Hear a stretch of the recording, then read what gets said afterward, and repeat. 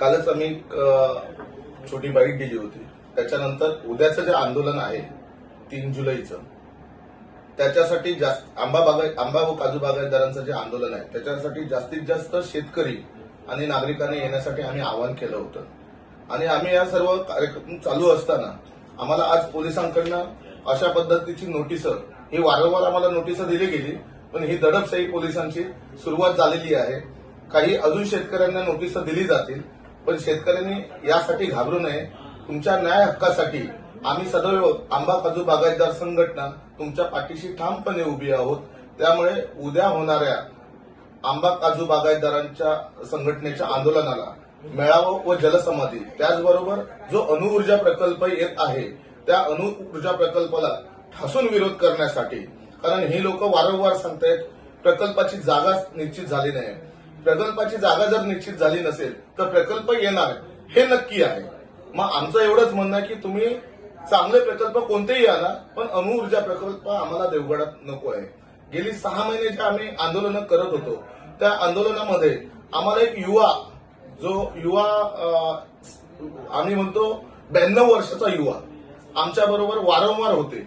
त्याचं कारण असं, देवगडला मेळावा झाला, ओरसला मोर्चा झाले, नांदगावला रास्ता रोको आंदोलन झालं, वेंगुर्ल्याला एक मेळावा झाला, रत्नागिरीला एक मोठा आमचा मेळावा झाला, मुंबईपर्यंत जे 92 वर्षाचे युवा आमच्या बरोबर होते ते हे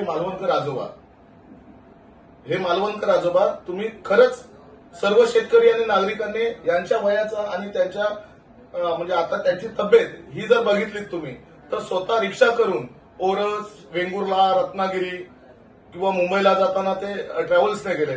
म्हणजे अशा सर्व ठिकाणी हे युवा आमच्या पाठीशी उभे होते आणि हे युवा उद्याच्या आंदोलनाला सुद्धा येणार आहेत.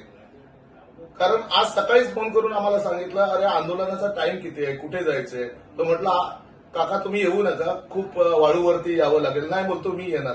यांचा एक आदर्श घ्या की त्यांना किती म्हणजे अजून त्यांना 100 वर्ष आयुष्य मिळू, त्याबद्दल काही नाही, पण ते कशासाठी, त्यांचा उद्देश एकच आहे, मी जरी गेलो तरी माझी पुढची पिढी आहे. यासाठी ते आज ठामपणे आंबा काजू बागायतदारांच्या पाठीशी जसे उभे आहेत.